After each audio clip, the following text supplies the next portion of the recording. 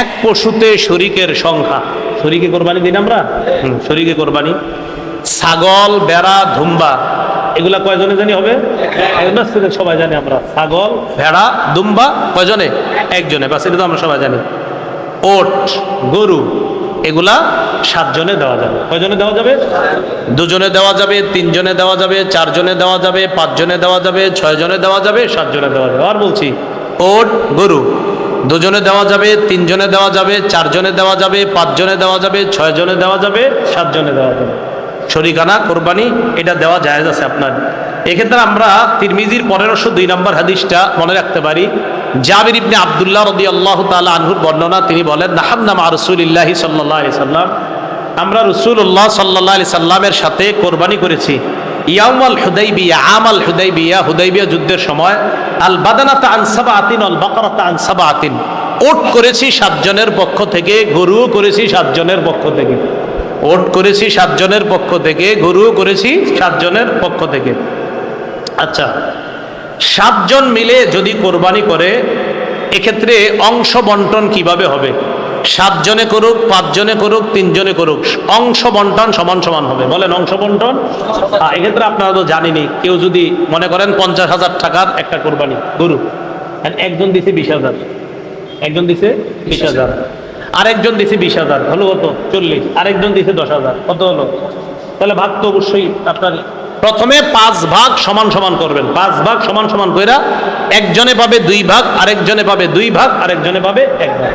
কথা বলছি, সুন্দরভাবে করলে তখন আপনার ওই কোথাও হাড্ডি বেশি গেল বা কম গেল, এই অশ্বাসাটা ভিতরে কাজ করবে না। প্রথম কথা যে একজনে 20,000 দিল, আরেকজন 20,000, তো 20,000 ওয়ালা 2 ভাগ, আরেক 20,000 ওয়ালা 2 ভাগ, আর 10,000 ওয়ালা 1 ভাগ। কথার কথা আপনার। এখন আপনি মনে করেন এই 5 ভাগ বন্টন করলেন, করার পর 2 ভাগ নিবে একজন, আর 2 ভাগ নিবে আরেকজন, গেল 4 ভাগ, আরেক ভাগ নিবে আরেকজন, গেল 5 ভাগ। ব্যাস।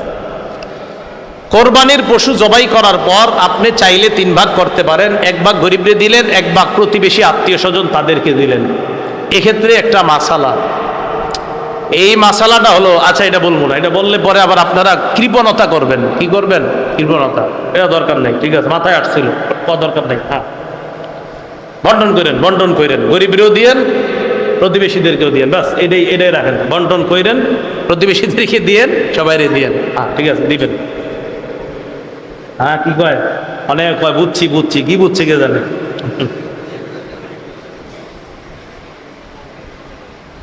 হ্যাঁ, কি বুঝছে? আচ্ছা আচ্ছা। নিয়ত, কোন অংশীদারের নিয়তে যদি উল্টা পাল্টা থাকে, কোন অংশীদারের নিয়তে যদি উল্টা পাল্টা থাকে, তিনি যদি নিয়ত করে আমার নিয়ত শুধুমাত্রই গোস্ত খাওয়া, আল্লাহরে খুশি করার উদ্দেশ্য এই নিয়ত যদি না থাকে, তাহলে তার কোরবানি সহি হবে না। তার কোরবানি কি হবে না? সহি হবে না। এই ব্যক্তিকে অংশীদার যদি আমরা বানাই, শরীকদের কারো কোরবানি সহি হবে না। কোনো ব্যক্তির নিয়ত গলত, শুধু গোস্ত খাওয়ার নিয়ত, তিনি একা কোরবানি দিলেও কোরবানি হবে না। তারে যদি শরীক বানাই, শরীকদের কারো কোরবানি হবে না। আল্লাহ এই জাতীয় শরীক থেকে বাঁচার তৌফিক দান করেন।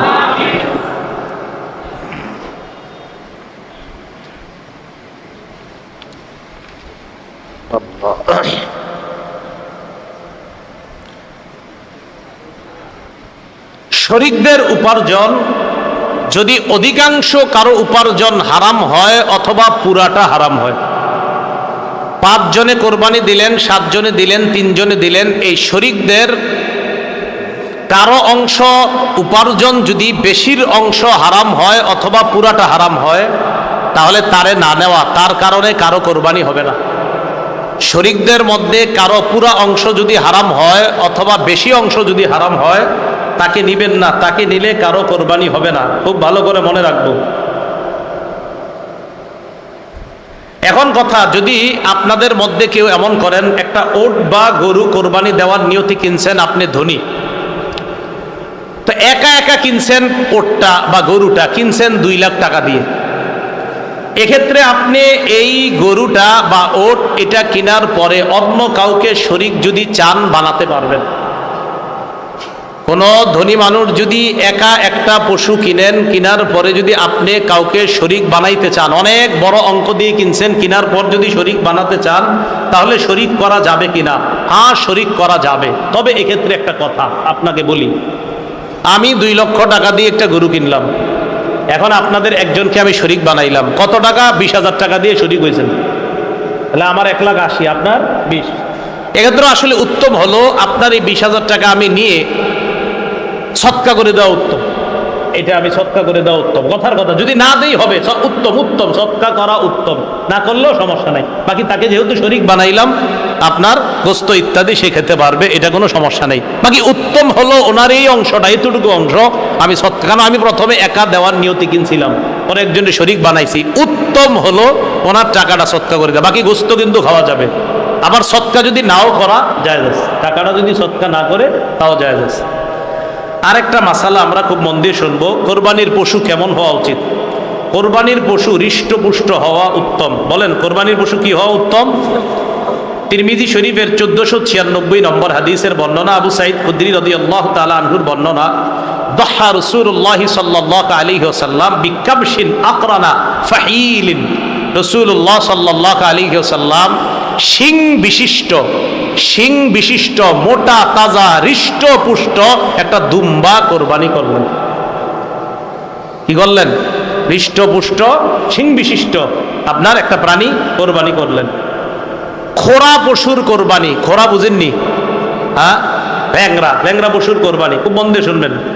যেই পশু 3 পায়ে চলতে পারে, 1 পা মাটিতে রাখতে পারে না অথবা ভর করতে পারে না, যে পশু 3 পায়ে চলতে পারে, পা কয়টা? 3 পায়ে চলে, 1 পায়ে চলতে পারে না অথবা পা মাটিতে রাখতে পারে না, এমন পশু দিয়ে কোরবানি করা জায়েজ নেই। এমন পশু দিয়ে কোরবানি করা কি নাই? জায়েজ নাই। তিরমিজির 1497 নাম্বার হাদিসের মধ্যে আছে, হেদায়া যারা পড়ছেন এই হাদিসগুলো একদম ওখানে খুব সুন্দরভাবে আসছে, দেখবেন হেদায়া রাবের মধ্যে, রাবে মনে হয় না, চালে না রাবে হবে, মনে নেই এখন, হেদায়া রাবি হওয়ার কথা। একদম দেখবেন একের পর এক ওই মাসালাগুলো তো তালেব ইলমদের পুরো মুখস্থ থাকা দরকার। হ্যাঁ, একদম পুরো আবারও 6 মুখস্থ ছিল, থাকা দরকার। হেদায়া দেখবেন যে রাবে মনে হয় কিতাবুল রাবে, হ্যাঁ হেদায়া রাবেতে।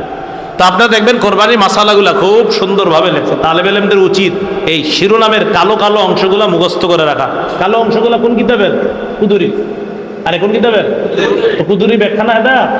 হ্যাঁ, এই তো কালো অংশগুলা মুখস্থ করে রাখা দরকার, খুব ভালো এটা। তিরমিজি শরীফের 1497 নম্বর হাদিসের বর্ণনা, রাসূলুল্লাহ সাল্লাল্লাহু আলাইহি সাল্লাম বলেন, লা ইউদহা বিল আরজাই বাইয়িনুন যালউহা ওয়ালা বিল আওরাই বাইয়িনুন আওরুহা। যেই পানি এমন খোরা যার খোরাটা স্পষ্ট, এমন অন্ধ যার অন্ধত্ব স্পষ্ট, চোখে দেখে না, এই প্রাণী দ্বারা কোরবানি করা জায়েজ নেই।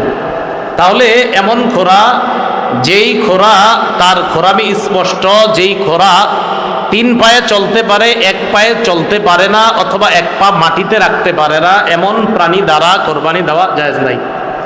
দাঁত নাই যে পশু, মন দিয়ে শোনেন, দাঁত নাই, যে পশুর একটি দাঁতও নাই অথবা এত বেশি দাঁত পড়ে গেছে ঘাস বা খাদ্য ইত্যাদি চিবিয়ে খেতে পারে না, এমন পশু দ্বারা কোরবানি করা জায়েজ নেই। আবার শুনেন, যে পশুর দাঁত একেবারে নাই অথবা এমন কিছু দাঁত আছে যেই দাঁত দ্বারা সে ঘাস বা খাদ্য চিবাতে পারে না, ভালোভাবে চিবিয়ে খেতে পারে না, এমন পশু দ্বারা কোরবানি করা জায়েজ নাই। এজন্য পশু কেনার সময় চোখ চেক করবেন, কান চেক করবেন, লেজ চেক করবেন, দাঁত চেক করবেন, এগুলা ঠিক আছে কিনা, শিং চেক করবেন। আল্লাহ সকলকে পশু কেনার ক্ষেত্রে সতর্কতা অবলম্বন করার তৌফিক দান করেন। দাঁত নাই এমন পশু আমরা কোরবানি দিব না। এবার আসেন, যে পশুর শিং ভেঙে গেছে, শিং ছিল ভেঙে গেছে, এই পশুর ব্যাপারে কি খুব মন দিয়ে শুনি আমরা। শিং যদি গোড়া থেকে ভাঙে, পশুর শিং একদম গোড়া থেকে ভাঙছে, ভাঙার কারণে তার মস্তিষ্ক ক্ষতিগ্রস্ত হয়েছে। পশুর শিং একদম গোড়া থেকে ভাঙছে, ভাঙার কারণে তার মস্তিষ্কে ক্ষতিগ্রস্ত হয়েছে, এমন পশু দ্বারা কোরবানি করা জায়েজ নেই। বলেন তো, শিং একদম উঠে গেছে, এমন ভাবে ভাঙছে যে তার মস্তিষ্কে ক্ষতিগ্রস্ত হয়েছে, এমন পশু দ্বারা কোরবানি করা কি হবে না? জায়েজ হবে না। পক্ষান্তরে যে পশুর অর্ধেক শিং বা কিছু শিং ফেটে বা ভেঙে গেছে, অর্ধেক শিং বা কিছু শিং ফেটে গেছে বা ভেঙে গেছে, অথবা একেবারেই শিং উঠে নাই। আবার বলছি, শিং আছে কিছু ফাটছে বা কিছু ভেঙে গেছে, শিং আছে কিছু ফাটছে কিছু ভাঙছে, গোড়া থেকে না উপর থেকে কিছু ফাটছে কিছু ভাঙছে, অথবা হালকা একটু ফাইটে গেছে, অথবা যে পশুর শিং একেবারে উঠে নাই, এই জাতীয় পশু দ্বারা কোরবানি করা যায় না। কথাটা বুঝছেননি সবাই? আচ্ছা বলেন তো, যে পশুর শিং গোড়া থেকে ভাঙছে, এমনভাবে ভাঙছে তার মস্তিষ্কে ক্ষতি হয়েছে, এই পশু দ্বারা কোরবানি? যে পশুর শিং হালকা ফাইটে গেছে, উপর থেকে হালকা ভেঙে গেছে, অথবা পশুর শিং ওঠেই নাই, এই পশু দ্বারা কোরবানি?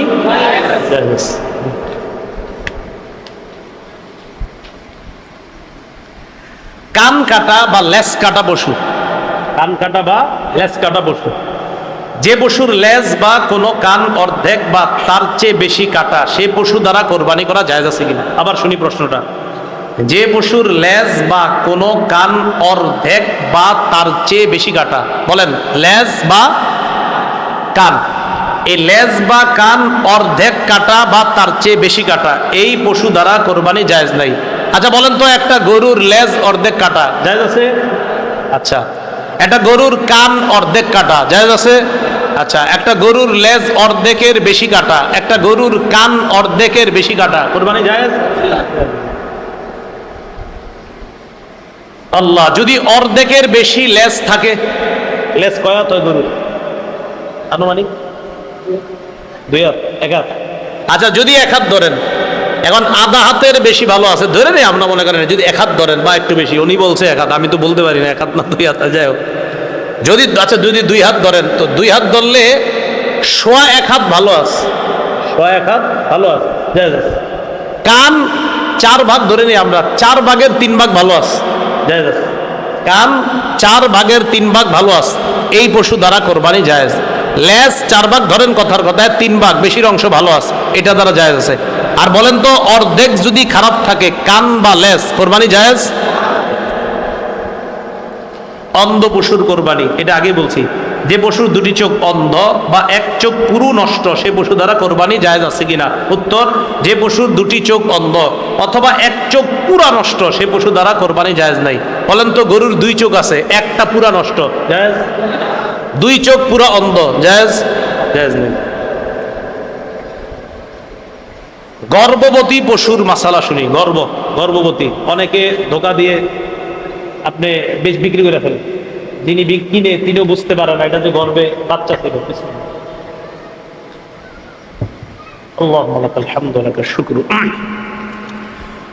গর্ভবতী পশু কোরবানি করা জায়েজ আছে কিনা, এটা হলো প্রথম কথা। আপনারা বলেন জায়েজ? বা আবার সবাই দিয়ে চুপ, মানে ওই যে গোস্ত খাইতে কেমন জানি লাগে, এই তো। গর্ভবতী পশু কোরবানি করা জায়েজ আছে কিনা, এটা হলো প্রথম কথা। জায়েজ আছে? হ্যাঁ বলেন সবাই, কি আছে? এটার পশুর গোস্ত অনেকে খাইতে চায় না, মানে জয় হওয়ার পরে, কিন্তু জায়েজ আছে। গর্ভবতী পশু কোরবানি করা কি আছে? জায়েজ আছে। জবাই করার পর বাচ্চা পেট থেকে বের হবে, এই বাচ্চা যদি জীবিত পাওয়া যায় সেটাও জবাই করে দিবেন। গর্ভবতী পশু জবাই করলেন, জবাই করার পর পেটের বাচ্চা বের হয়েছে, এটা যদি জীবিত বের হয় এটাতেও জবাই করবেন। এটা কি করবেন? জবাই করবেন। প্রসবের সময় এটা যদি পশুটা যদি প্রসবের সময় কাছাকাছি হয়, এই জন্য উচিত হলো আমরা মানবিক বিষয় লক্ষ্য করে এটারে কোরবানি না করাই উত্তম। কি বলেন? কোরবানি, যদিও কোরবানি দিলে কোরবানি হয়ে যাবে, কোরবানি দিলে কি কোরবানি না করা উত্তম। আরেকটা দেন, আপনি ধনী মানুষ, আরেকটা দিলে তো যে উত্তম নিয়ম, আপনার 2টার একটা, তো আপনি এটা না দেন আরেকটা দেন। তাহলে যদি প্রসবের সময়টা ঘনিয়ে আসে আর এই দিক দিয়ে কোরবানির সময় ঘনায় আসছে, এক্ষেত্রে উত্তম হলো আপনি এটারে কোরবানি না কইরা, এটার প্রতি আপনি কোরবানি এখন না কইরা আপনি এটার বাচ্চাটা হবে, তো এটা উত্তম আর কি। বাকি কেউ যদি কোরবানি করে হয়ে যাবে।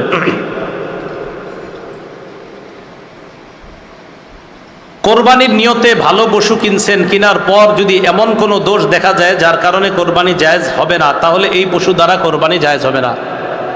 কোরবানির নিয়তে পশু কিনছেন, কেনার পর এমন দোষ দেখা গেছে, কোরবানির পশু কিনছেন, দেখছেন ভালো আছে, বাসায় আনার পর দেখেন এটার লেজ অর্ধেকের বেশি কাটা, কান অর্ধেকের বেশি কাটা, কথার কথা। মানে যেই পশু দ্বারা কোরবানি হয় না, কিনছেন ভালো পশু, কিনার পর দেখেন ওই ত্রুটিগুলা পাওয়া যাচ্ছে, যেগুলো এতক্ষণ আমরা বললাম, এই ত্রুটি যদি পাওয়া যায় কিনার পর, এটা দ্বারা কোরবানি হবে না, আদায় হবে না।